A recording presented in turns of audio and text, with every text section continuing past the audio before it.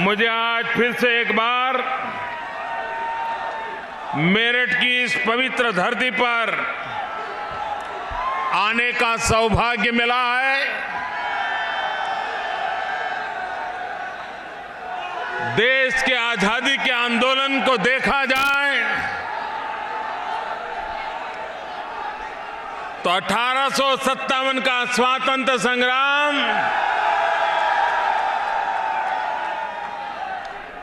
इतिहास में स्वर्णिम पृष्ठ से अंकित है और जिस 1857 के स्वातंत्र्य संग्राम का बिगुल इसी मेरठ की धरती पर से बजा था। मेरा सौभाग्य है कि उत्तर प्रदेश के चुनाव का बिगुल बजाने के लिए मुझे भी मेरठ की धरती से आरंभ करने का अवसर मिला है।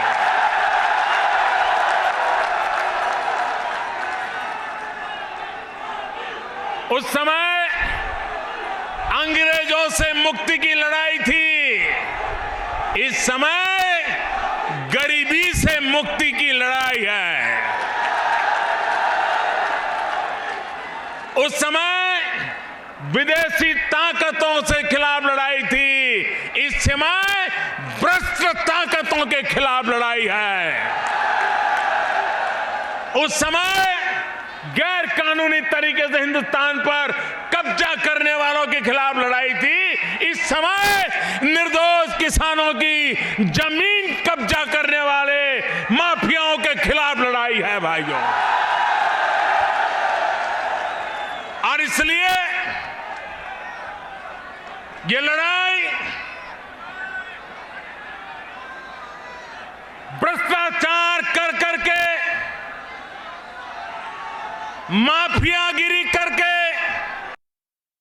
गुंडा राज चला करके, बहन बेटियों की इज्जत लूटने वालों को राजनीतिक आश्रय देने वालों के खिलाफ ये लड़ाई है।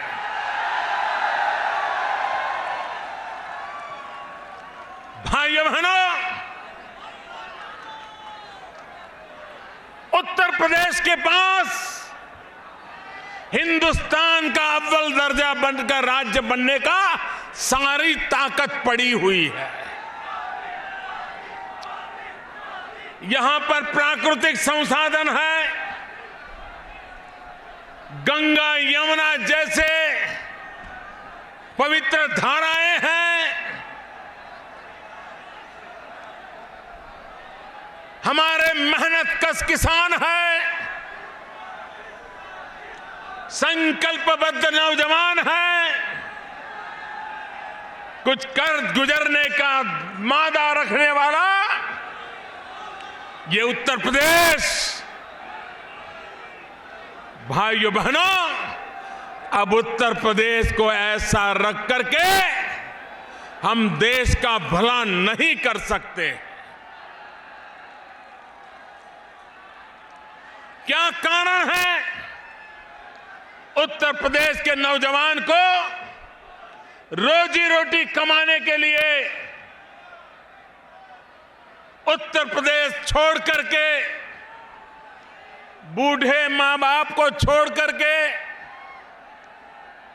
अपने खेत खलिहान छोड़ करके, गांव परिवार यार दोस्त छोड़ करके शहरों में गंदी नालियों के पास झुग्गी झोपड़ी में जिंदगी गुजारना का मजबूर करना, ये कितना बड़ा पाप उत्तर प्रदेश में हुआ है।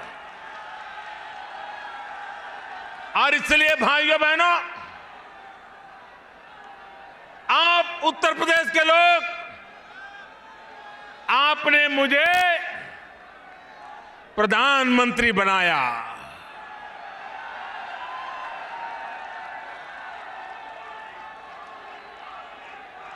और आपने मुझे जो काम दिया है, मेरे प्यारे उत्तर प्रदेश के भाइयों बहनों, 2.5 साल हो गए, 2.5 साल हो गए मोदी के नाम पर कोई कलंक है क्या?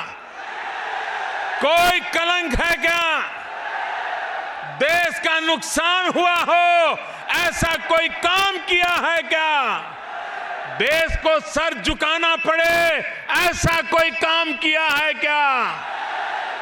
भाइयों बहनों, उत्तर प्रदेश ने मुझे जो भरोसा दिया, उत्तर प्रदेश ने मुझे जो प्यार दिया, मैंने उत्तर प्रदेश की इज्जत को नई ऊंचाइयों पर ले जाने के लिए मुझसे जो हो सकता है करने में कोई कमी नहीं रखी है। लेकिन भाइयों बहनों, उत्तर प्रदेश, मुझे उत्तर प्रदेश का अभी भी कर्ज चुकाना शेष है।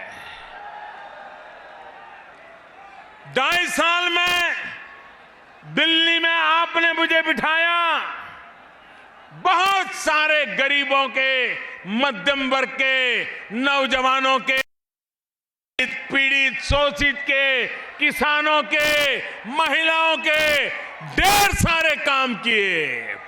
लेकिन भाइयों बहनों, मुझे उत्तर प्रदेश के लिए कुछ और करना बाकी है।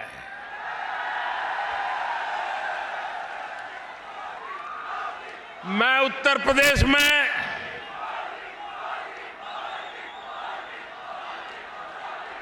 कितना ही चाहूं अच्छा करने के लिए, लेकिन अगर यहां रुकावटें पैदा करने वाली सरकारें बैठी रही तो दिल्ली से जो लाभ पहुंचाना है वो लखनऊ में अटक जाएगा कि नहीं अटक जाएगा? ये लोग जिन्होंने अब तक उत्तर प्रदेश का भला नहीं होने दिया, उनके पास अटक जाएगा कि नहीं अटक जाएगा? ये जब तक लखनऊ में बैठी हुई उत्तर प्रदेश की सरकार को घर नहीं भेजते हैं, दिल्ली से जो भेज रहा हूं वो आप तक पहुंचेगा नहीं। इसलिए इनको हटाना बहुत आवश्यक है।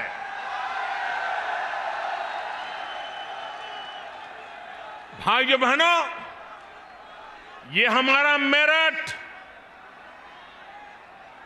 आजादी के दीवानों को जन्म देने वाली धरती, स्वतंत्र सेनानियों को जन्म देने वाली धरती, यहां जो खेल कूद के साधन बनते हैं, हिंदुस्तान का नौजवान मेरठ के खेल कूद के साधनों के ऊपर अपनी जिंदगी लगा देता है, जूझता है, भारत को विजयी बनाता है। यही तो मेरठ की धरती है। वहां पर बजने वाला बैंड हिंदुस्तान भर के लोगों को झूमने की ताकत देता है। भाइयों,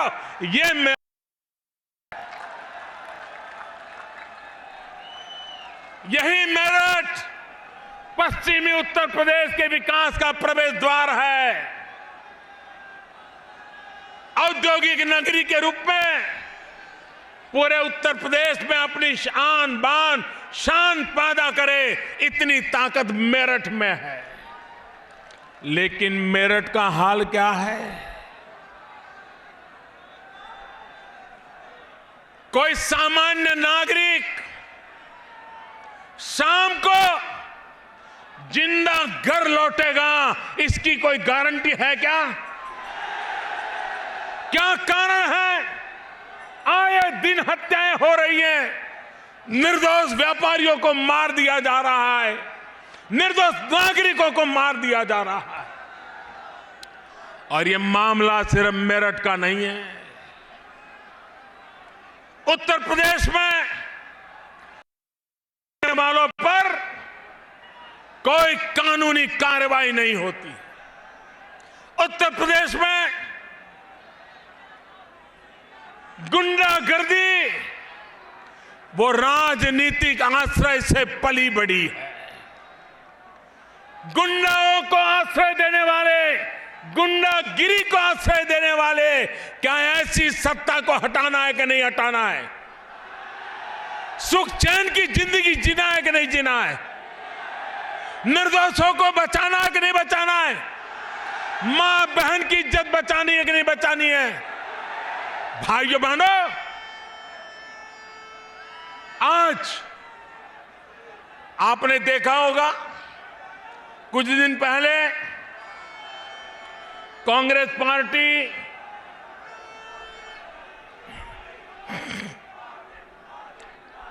गांव-गांव जाकर के यात्राएं निकाल करके उत्तर प्रदेश को कैसे लूटा जा रहा है उस पर भाषण दे रहे थे कि नहीं दे रहे थे?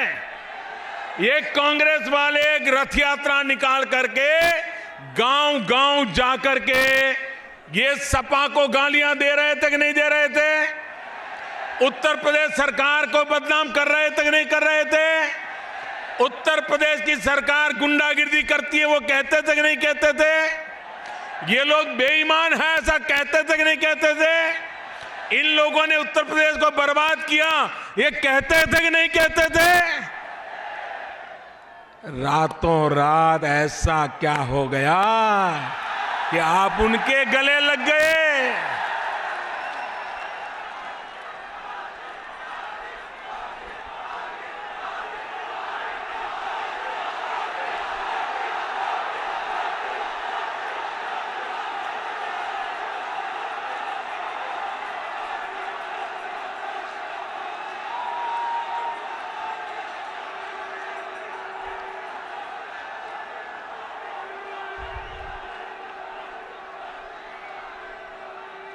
भाइयों बहनों, राजनीति में गठबंधन तो हमने देखे हैं, लेकिन ऐसा गठबंधन पहली बार देखा जो सुबह शाम एक दूसरे के खिलाफ, और आज से नहीं पिछले कई दशकों से एक दूसरे को खत्म करने के लिए कोई मौका नहीं छोड़ते थे, आज गले लग करके बचाओ बचाओ बचाओ।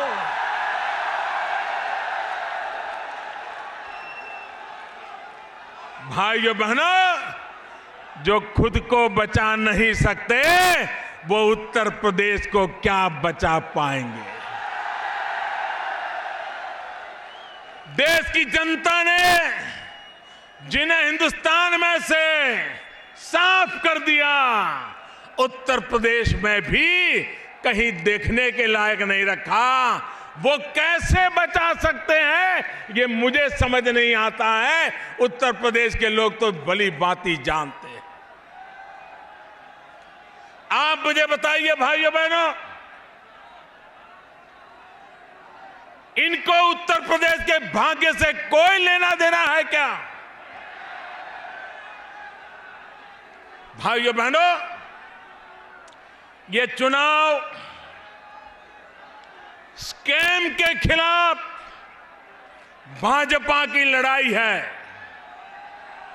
ये चुनाव स्कैम के खिलाफ भाजपा की लड़ाई है।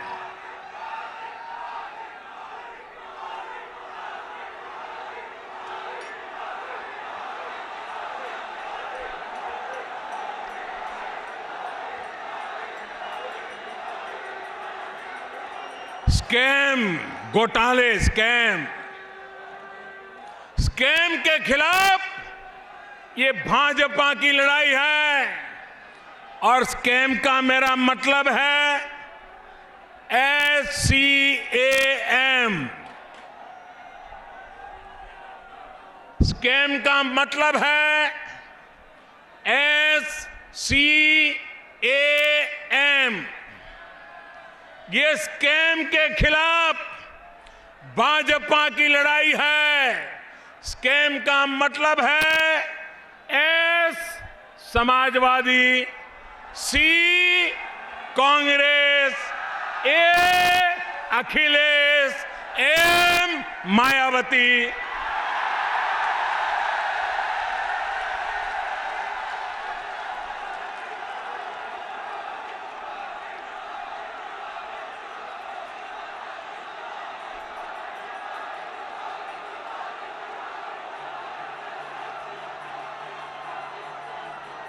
उत्तर प्रदेश तय करे, आपको स्कैम चाहिए कि भाजपा का चाहिए? आपको स्कैम चाहिए कि कमल चाहिए? आपको स्कैम चाहिए कि यूपी का विकास चाहिए? आपको स्कैम चाहिए कि नौजवानों को रोजगार चाहिए? आपको स्कैम चाहिए कि उत्तर प्रदेश का विकास चाहिए? भाइयों बहनों, भाजपा की लड़ाई स्कैम के खिलाफ है। स्कैम का मतलब है समाजवादी, सी कांग्रेस, ये अखिलेश, मायावती, इनके खिलाफ हमारी लड़ाई है। जब तक उत्तर प्रदेश को स्कैम से मुक्त नहीं करोगे, उत्तर प्रदेश में सुख चैन के दिन लौट करके नहीं आएंगे। और इसलिए भाइयों बहनों, मैं आपके पास विशेष आग्रह करते हुए आया हूं। मैं जरा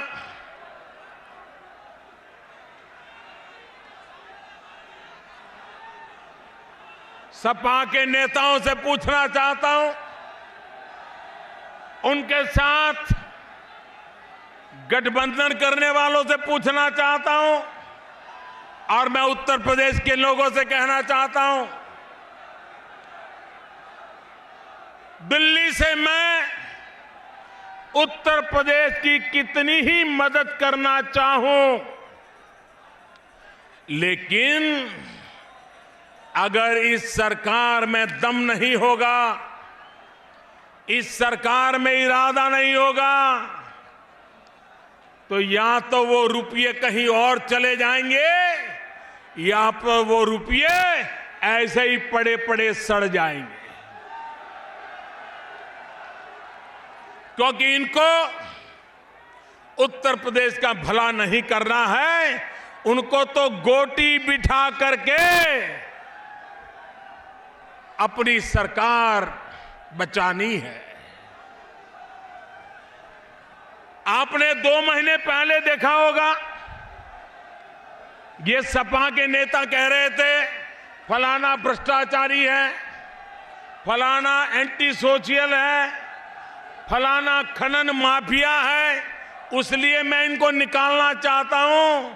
और इस चुनाव में आपने देखा होगा, 2 महीने पहले जिनको उन्होंने खनन माफिया कहा, गुंडागिर्दी की सरदारी करने वाला कहा, जमीनों का माफिया कहा, ये सपा वालों को उनको टिकटें क्यों देनी पड़ी? इस चुनाव में ऐसे लोगों को टिकट देने के लिए क्यों मजबूर हुए? और इसलिए भाइयों बहनों, इनके इरादे नेक नहीं है। और इसलिए भाइयों बहनों, मैं आपको बताना चाहता हूं,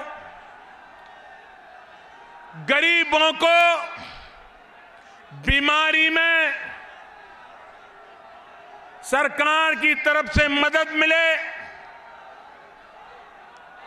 माताओं बहनों को बीमारी में मदद मिले, इसलिए भारत सरकार ने करीब 4,000 करोड़ रुपया ये यूपी सरकार को आरोग्य की सेवाओं के लिए, अगर बुजुर्ग लोग बीमार होते हैं तो उनको मदद करने के लिए दिए।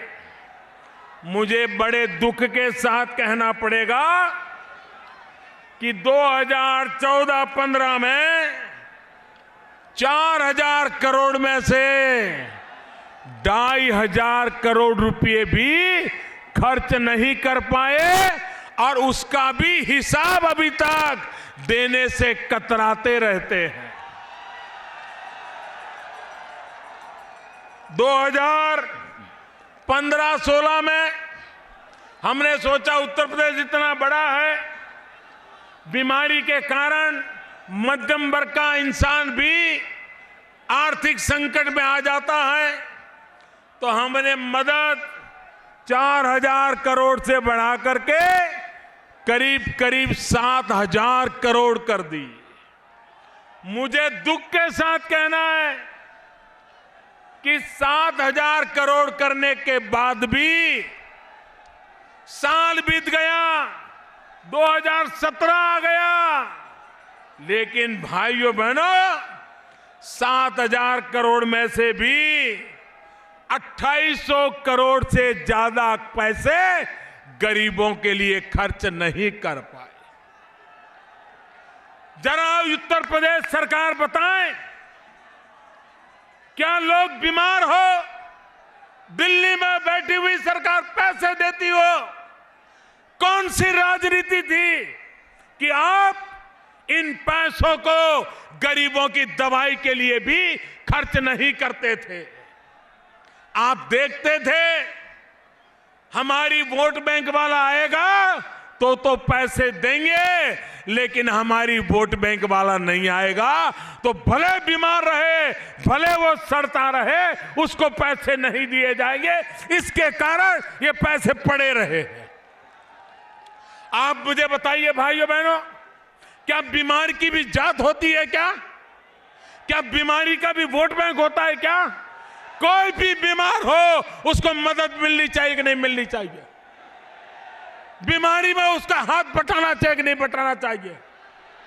लेकिन ये उत्तर प्रदेश की सरकार हर चीज वोट बैंक की तराजू से तोलती रही है और उसका नतीजा ये है कि भाइयों बहनों उत्तर प्रदेश के भाग्य को ये लोग रुकावट बने हुए हैं। भाइयों बहनों, अमृत मिशन शहरों में, मेरठ जैसे नगरों में सुविधाएं बढ़ाने के लिए, पानी पहुंचाने के लिए, रोड अच्छे बनाने के लिए, लाइट अच्छी लगाने के लिए, ड्रेनेज की व्यवस्था करने के लिए भारत सरकार ने एक अमृत योजना बनाई। इस अमृत योजना के तहत उत्तर प्रदेश सरकार को करीब करीब 7,200 करोड़ रुपया दिया गया। कितना? जरा जोर से बोलिए, 7,200 करोड़। कितना?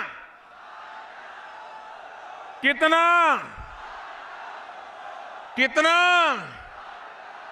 7,200 करोड़। साल पूरा हो गया, खर्चा कितना किया? 400 करोड़। कितना किया? कितना किया? आप मुझे बताइए, दिल्ली में आपने मोदी को बिठाया, वो 7,000 करोड़ रुपया, 7,200 करोड़ रुपया भेजता है, लेकिन उत्तर प्रदेश में, लखनऊ में ऐसी सरकार बैठी है कि 400 करोड़ से ज्यादा खर्च करने की उसको समझ नहीं आई। इसका मतलब ये नहीं है कि पैसे निकालने का इरादा नहीं था, लेकिन ये मोदी है।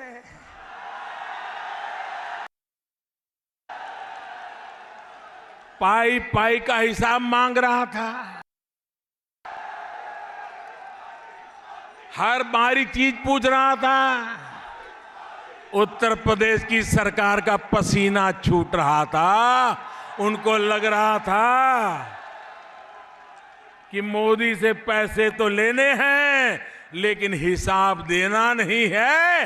वो दिन चले गए। 7,200 करोड़ रुपया उत्तर प्रदेश के नगरों के लिए दिल्ली सरकार अपने खजाने से दे और 400 करोड़ से भी ज्यादा खर्च न हो, इससे ज्यादा जनता के साथ धोखा क्या हो सकता है भाइयों बहनों। और इसलिए मैं कहता हूं, ये सरकार रुकावट है। ये रुकावट को हटाना है, तब जाकर के विकास की संभावना है।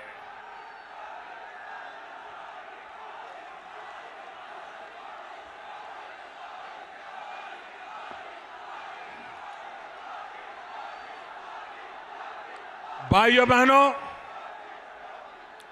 आप मुझे बताइए, स्वच्छ भारत में आप सहमत है कि नहीं है? स्वच्छ मेरठ की नहीं है? स्वच्छ उत्तर प्रदेश के लिए सहमत है कि नहीं है? ये स्वच्छता का काम आगे बढ़ना चाहिए कि नहीं बढ़ना चाहिए? अगर गंदगी जाएगी तो बीमारी जाएगी कि नहीं जाएगी? अगर गंदगी है तो सबसे ज्यादा तकलीफ गरीब और मध्यम वर्ग को होती है कि नहीं होती है? तो साफ सफाई होनी चाहिए कि नहीं होनी चाहिए? होनी चाहिए। आपको मैं बताता हूं, भारत सरकार सफाई अभियान के लिए उत्तर प्रदेश की सरकार को 950 करोड़ रुपया दिया। कितना? कितना?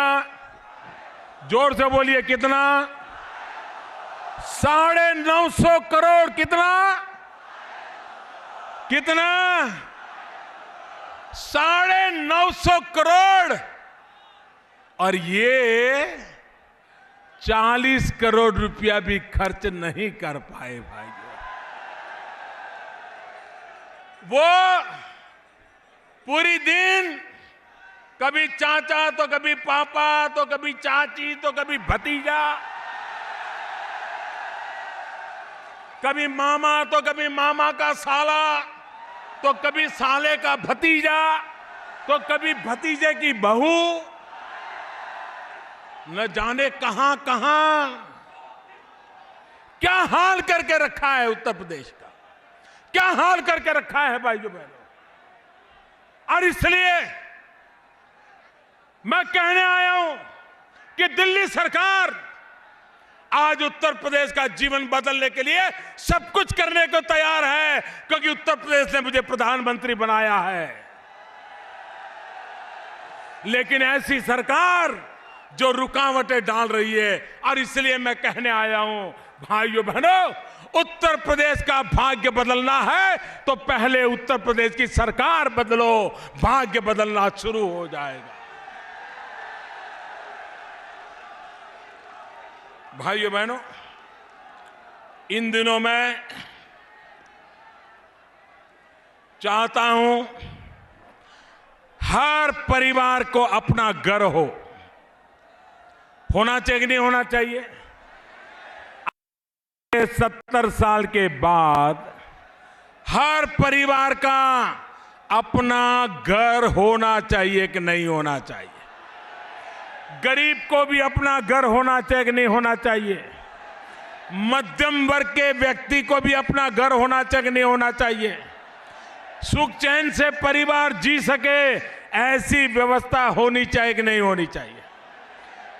मैंने सपना संजोया है, मैंने बीड़ा उठाया है कि 2022 जब भारत की आजादी के 75 साल होंगे, हिंदुस्तान के हर इंसान को अपना रहने का घर होगा। ये काम मैंने उठाया। अब राज्य सरकारों को क्या करना था? राज्य सरकारों को सिर्फ लोगों से, इस कैटेगरी में जो लोग आते हैं उनसे अर्जी लेनी थी, उसकी छानबीन करनी थी और वो सूची भारत सरकार को भेजनी थी। आज मुझे दुख के साथ कहना पड़ रहा है कि भारत सरकार बार बार उत्तर प्रदेश सरकार को चिट्ठी लिखती रही कि मकान के लिए लाभार्थियों की सूची दीजिए। भाइयों बहनों, महीनों तक चिट्ठी का जवाब भी नहीं दिया। काम करने की तो बात छोड़िए, एक भी नाम नहीं दे पाए। आखिरकार हमने फैसला किया कि भारत सरकार के गांव-गांव में जो कम्युनिटी सर्विस सेंटर है, वहां जो लड़के काम कर रहे हैं उनको बताया जाए कि आप अर्जियां लेना शुरू कर दीजिए। और जब भारत सरकार ने सीधी अर्जियां लेना शुरू कर दिया, हजारों लोग अर्जियां देने लगे, तब उत्तर प्रदेश की सरकार डर गई।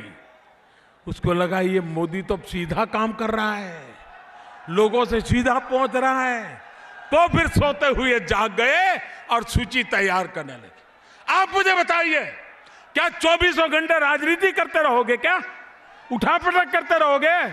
किसको गिराओगे, किसको गले लगाओगे, यही करते रहोगे क्या? भाइयों बहनों, ऐसे लोग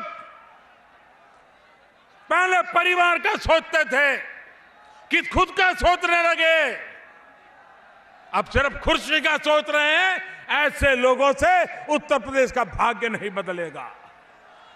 और इसलिए भाइयों बहनों, मैं आज आपसे आग्रह करने आया हूं कि आप ये इलाका हिंदुस्तान में सबसे ज्यादा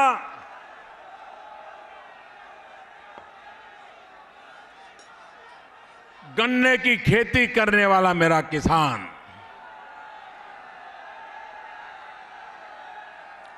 मैं श्रीमान केशव प्रसाद मौर्य और उत्तर प्रदेश भारतीय जनता पार्टी के सभी नेता, सभी उम्मीदवार, उनको हृदय से बहुत बहुत बधाई देता हूं। एक बहुत बड़ा फैसला उन्होंने किया है। उन्होंने कहा है कि उत्तर प्रदेश में भारतीय जनता पार्टी की सरकार बनते ही सबसे पहला काम जो लघु एवं सीमांत किसान है, उनका फसल का जो कर्ज है वो माफ करने का वादा ये मेरे उत्तर प्रदेश ने किया है। सरकार बनने के बाद पहला काम करने का वादा किया है। और मैं आपको वचन देता हूं, मैं दिल्ली से बराबर देखूंगा कि मेरे किसानों का वादा पूरा किया कि नहीं किया, ये मैं पूरा देखूंगा। हमने दूसरा वादा किया हमारे उत्तर प्रदेश के लोगों ने। उन्होंने कहा है आज गन्ना किसान, इस गन्ना किसान को, भाइयों बहनों, गन्ना चला जाए मिल में, उसमें से चीनी बन जाए, चीनी खा खा करके लोग मोटे हो जाए, चीनी बेचने वाले मोटे हो जाए, लेकिन मेरा गन्ने का किसान वो तो वैसा ही कि वैसा रह जाए। ये स्थिति अब नहीं चलेगी। उत्तर प्रदेश भारतीय जनता पार्टी ने वादा किया है, अब गन्ना किसानों को 14 दिन में भुगतान कर दिया जाएगा। 14 दिन में भुगतान कर दिया जाएगा। भाइयों बहनों, अगर इरादे नेक हो तो काम पूरा किया जा सकता है। आपको पता है, इसी मैदान में मैंने सभा की थी और मैंने गन्ना किसानों को 2014 के चुनाव के पहले वादा किया था कि एक बार दिल्ली में हमारी सरकार बनेगी, गन्ना किसानों के बकाया उस मामले को मैं हाथ में लूंगा और समाधान करूंगा। जब हम दिल्ली में बैठे तब 22,000 करोड़ रुपया गन्ना किसानों का 22,000 करोड़ रुपया बकाया था। ये 22,000 करोड़ रुपया ये छोटी रकम नहीं है, बहुत बड़ी रकम है। 22,000 करोड़ का भुगतान। आप बताइए किसानों का क्या हुआ होगा? किसानों के नाम पर राजनीति करने वाले, किसानों के नाम पर यात्राएं करने वाले, किसानों के नाम पर गड़ियाली आंसू बहाने वाले, मैं उनसे पूछना चाहता हूं, क्या कारण था कि 2014-15 तक हमारे आने से पहले इन गन्ना किसानों का 22,000 करोड़ रुपया क्यों बकाया था? कभी उसका तो जवाब दो। भाइयों बहनों, हम आए एक के बाद एक कदम उठाए और जो 22,000 करोड़ रुपया बाकी था, 99% रकम चुकता करने का काम आते ही करना में हम सफल हो गए थे और गन्ना किसानों के खाते में सीधे पैसे उनके बैंक अकाउंट में डाले थे। 32 लाख किसानों के खाते में सीधे पैसे डाल दिए। कोई बिचौलिया नहीं रहा, बीच में कोई मिल वाला नहीं रहा, ये सीधा सीधा कर दिया था। मैं उत्तर प्रदेश की सरकार को पूछता हूं, आप जरा बताइए, ये चीनी मिलों से आपका क्या रिश्ता है? ये चीनी मिलों से आपका क्या प्यार है? क्या कारण है? ये 6 चीनी मिलें आज भी इस इलाके के गन्ना किसानों को पैसा नहीं देती है और आपकी सरकार चुपचाप बैठी है। क्या कारण है? जरा जवाब दो। मैं गन्ना किसानों को कहना चाहता हूं, ऐसी सरकार जिसने आपके पैसे दबोच करके रखे, ऐसी सरकार को 1 मिनट मत रहने दीजिए भाइयों, 1 मिनट मत रहने दीजिए। भाइयों बहनों,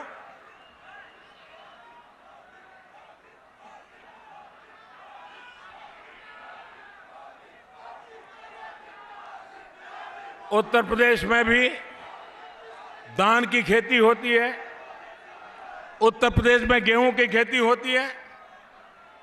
सरकार किसानों से जहां भाजपा की सरकारें हैं, मेरे किसान भाई जरा समझिए,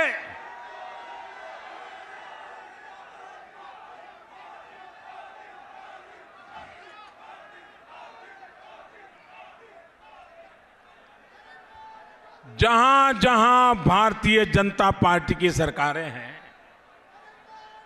वहां किसान जो पैदावार करता है, जो सरकार खरीदती है, चाहे धान की खरीदी हो, चाहे गेहूं की खरीदी हो, चाहे हरियाणा हो, छत्तीसगढ़ हो, मध्य प्रदेश हो, गुजरात हो, महाराष्ट्र हो, किसान जो पैदा करता है, करीब करीब 60% से भी ज्यादा सरकार खुद उसको लेकर के किसानों को पूरा दाम देती है। क्या कारण है? क्या कारण है कि उत्तर प्रदेश की सरकार किसानों से सिर्फ 3% लेती है? 97% किसानों को उनके भाग्य पर छोड़ करके बाजार अगर टूट जाए तो मुफ्त के माल बेच देना पड़ता है। यह पाप उत्तर प्रदेश की सरकार करती है। और इसलिए भाइयों बहनों,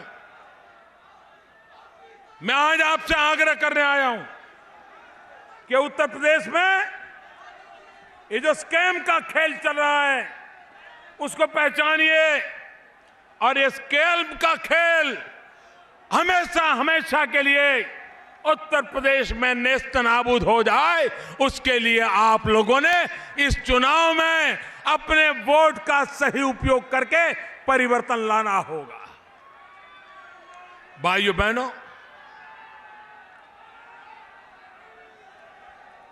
2014 में जिन लोगों का पराजय हुआ, सत्ता के सपने चूर चूर हो गए, हंग पार्लियामेंट बनेगी तो अपनी दुकान चलेगी, ये जो सोच रहे थे उन सबकी नैया डूब गई। और इसलिए हर चीज का विरोध करना, आप मुझे बताइए साहब, 40 साल से हमारे देश में 40 साल से 1 रैंक 1 पेंशन, हमारे फौजी भाई बहन 1 रैंक 1 पेंशन इसके लिए मांग कर रहे थे। ये दिल्ली में कांग्रेस के नेता फौजियों की मीटिंग करते थे, फोटो निकलवाते थे, टीवी पर लाइव शो करते थे, फौजियों को गुमराह करते थे। वन रैंक वन पेंशन के नाम पर 40 साल से झूठ बोला गया। 40 साल तक फौजियों की आंखों में धूल झोंकी गई। भाइयों बहनों, हमने वादा किया था हम हमारे फौजियों को वन रैंक वन पेंशन देंगे, और आज मुझे गर्व के साथ कहना है 12,000 करोड़ रुपयों का बोझ हर वर्ष हिंदुस्तान की सरकार की तिजोरी पर आएगा। लेकिन उसके बावजूद भी देश के लिए जान की बाजी लगाने वाले फौजियों के लिए वन रैंक वन पेंशन लागू कर दिया गया।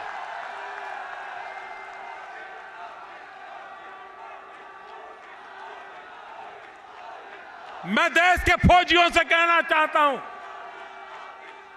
आजादी के बाद आज पहली बार देश में ऐसी सरकार आई है जो फौजियों के लिए जीना मरना भी जानती है, जो फौजी देश के लिए जीना मरना जानते हैं।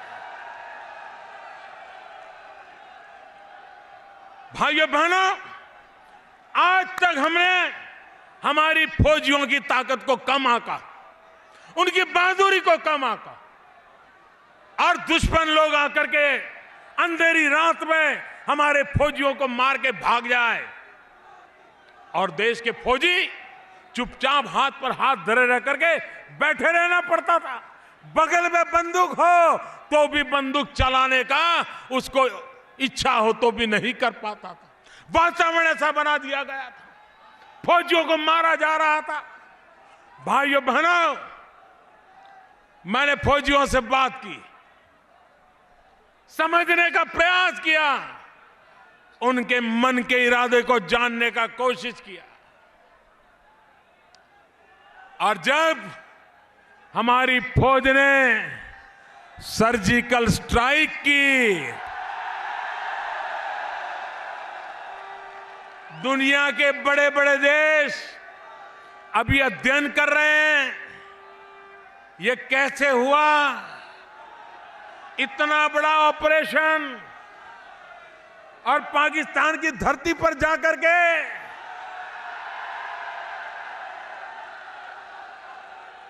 पाई पाई का हिसाब चुकता कर दिया, पाई पाई का हिसाब।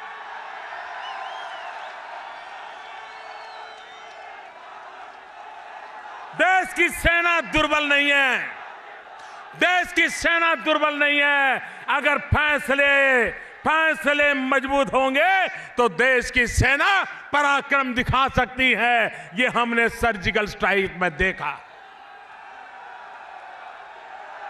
भाइयों बहनों, आप जानते हैं हमारे देश में नेता लोग दिवाली कहां कहां मनाते हैं, जन्मदिन कहां कहां मनाते हैं, कहां कहां जाते हैं। भाइयों बहनों, जब दिवाली का दिन होता है, मैं सीमा पर जाकर के देश के जवानों के साथ दिवाली मनाता हूं।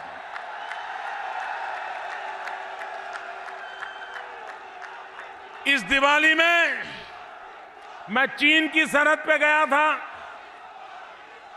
हमारे सुरक्षा बलों के साथ दिवाली मना रहा था, चाय पान कर रहा था, उनके साथ गप्पे गोष्ठी कर रहा था। तो एक बड़ी आयु के सरदार मेरे पास आए, बोले साहब मेरा एक काम करिए। मैंने कहा क्या? बोले मेरी उम्र हो गई है, बहुत साल फौज में काम किया, अब निवृत्त होने वाला हूं, तो मुझे लगा कि शायद वो कहेंगे कि निवृत्ति के बाद कुछ मेरे लिए सोचना, या मेरे बच्चे बड़े हो गए हैं उनके लिए सोचना। मैंने उनसे कहा बताइए साहब क्या कहना है आपको, क्या कहना चाहते हैं? उन्होंने कहा मेरी एक इच्छा है। देखिए मेरे देश के फौज का मिजाज देखिए। उन्होंने कहा मेरी एक इच्छा है। मैंने कहा क्या? बोले मुझे भी पाकिस्तान की सीमा पर ड्यूटी दे दो, एक और सर्जिकल स्ट्राइक का मौका दे दो। निवृत्त होने से पहले मैं मां भारती के लिए कुछ करके जाना चाहता हूं, मुझे मौका दे दो। भाइयों बहनों, जिस देश के पास ऐसी फौज हो, ऐसे फौजी हो, उनके लिए 1 रैंक 1 पेंशन देना हम अपना कर्तव्य मानते हैं, जो कर्तव्य हमने पूरा किया।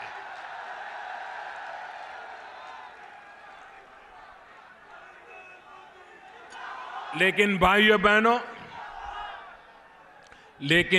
बहनों, ये देश का दुर्भाग्य देखिए। देश की सेना के पराक्रम पर भी राजनीति के चश्मे से देखने वाले लोग उस पर भी शक करने लग गए, सेना को सवाल करने लग गए। सर्जिकल स्ट्राइक हुआ था कि नहीं हुआ था? आप अंदर गए थे कि नहीं गए थे? अंदर जाकर के किसी को मारा था कि नहीं मारा था? कुछ लोगों को तो इस बात का दुख था कि भाई सर्जिकल स्ट्राइक हुई, लेकिन ऐसा क्या कारण है कि हिंदुस्तान का कोई जवान मरा ही नहीं। उनको दुख इस बात का था कि मेरे सारे जवान जिंदा वापस आए, इसका दुख था। क्या ऐसे लोगों को देश की राजनीति करने का हक है क्या? देश का जवान जिंदा क्यों वापस आया, इसकी जिनको पीड़ा होती है, ऐसे लोगों को देश के नाम पर राजनीति करने का हक है क्या? भाइयों बहनों, राजनीति इतनी नीचे ले गए और इसलिए भाइयों बहनों, मैं आज मेरठ की धरती पर यह अनुरोध करने आया हूं, उत्तर प्रदेश को विकास की नई ऊंचाइयों पर ले जाना है, हर खेत को पानी पहुंचाना है, हम नौजवान को हाथ में हुनर देना है, माताओं बहनों को सुरक्षा देनी है। और इसलिए मेरे भाइयों बहनों, उत्तर प्रदेश में परिवर्तन जरूरी है।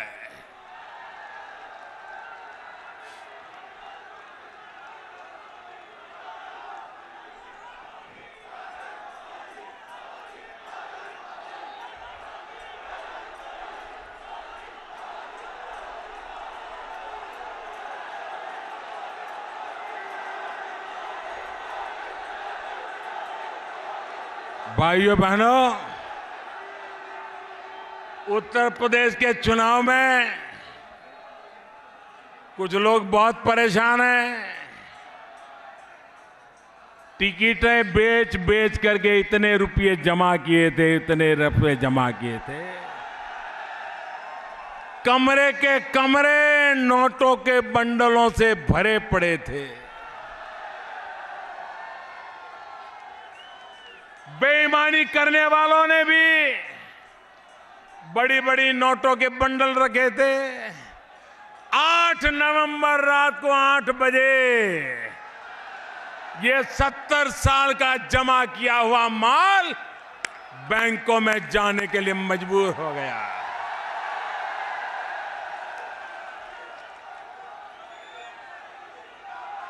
बड़े बड़े लोग रुपये ठिकाने में लगाने में लगे थे, अब परेशान हो रहे। और मैंने कहा था, देशवासियों को कहा था, 50 दिन तक देशवासियों को तकलीफ होगी, 50 दिन के बाद देश को लूटने वालों की तकलीफ शुरुआत हो जाएगी, ये मैंने कहा था।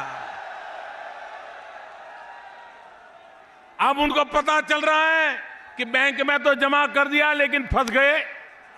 सारा पता चल रहा है कहां से आया कहां गया।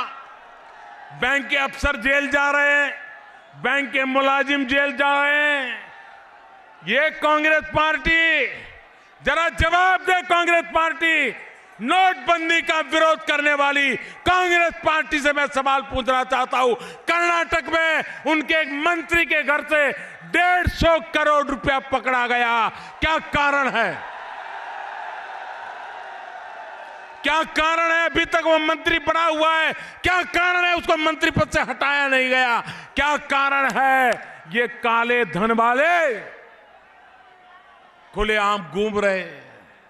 आप मुझे बताइए, देश का चोरी का माल गरीबों के काम आना चाहिए कि नहीं आना चाहिए? ये लूटा है वो निकलना चाहिए कि नहीं निकलना चाहिए? गांव गांव गरीब को मिलना चाहिए कि नहीं मिलना चाहिए? गांवों में विकास होना चाहिए कि नहीं होना चाहिए? गरीब के बच्चों को शिक्षा होनी चाहिए कि नहीं होनी चाहिए? ये बेईमानी का पैसा गरीबों की भलाई के काम आना चाहिए कि नहीं आना चाहिए? भाइयों बहनों, मैं 8 नवंबर को जानता था कि निर्णय सरल नहीं है। जिसके पास पैसे हैं वो सारे मेरे दुश्मन बन जाएंगे, ये मुझे उसी दिन पता था। जिन्होंने लूटा है वो सारे मिल जाएंगे। आज मैं देख रहा हूं ये सारे मिलकर के तूफान खड़ा कर रहे हैं कि मोदी ने हमें लूट लिया, अब मोदी को गिरा के रहेंगे। भाइयों बहनों, उत्तर प्रदेश की जनता को मेरठ की धरती से मैं कहना चाहता हूं, आइए देश को भ्रष्टाचार से मुक्त करने की इस लड़ाई में मेरा साथ दीजिए। देश को भ्रष्टाचार के खिलाफ लड़ाई में मुझे आपका साथ चाहिए। दोनों हाथ ऊपर करके मुझे बताइए, भ्रष्टाचार के खिलाफ मेरे साथ हैं आप? भ्रष्टाचार खत्म होना चाहिए, भ्रष्टाचार खत्म होना चाहिए, भ्रष्टाचार खत्म होना चाहिए, काला धन खत्म होना चाहिए। ये बदमाश लूट की गई है वो रोकनी चाहिए, लूट का पैसा वापस आना चाहिए। भाइयों बहनों, इस एक काम को मैं करके रहूंगा। मैं आपको बताता हूं, जब तक मैं हूं मैं चैन से बैठूंगा नहीं, और मैं लुटेरों को चैन से बैठने नहीं दूंगा। कितनी शक्तियां इकट्ठी हो जाए, कितने ही गठबंधन हो जाए, कितने ही मेल मिलाप हो जाए, ये लड़ाई बंद होने वाली नहीं है। मोदी रुकने वाला नहीं है।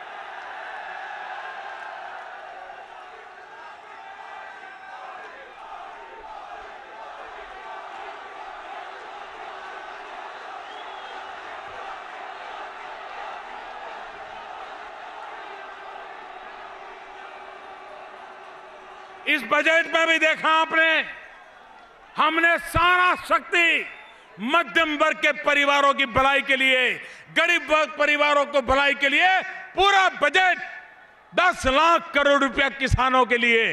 कोई सोच सकता है ये काम इस बजट में हमने किया है भाई?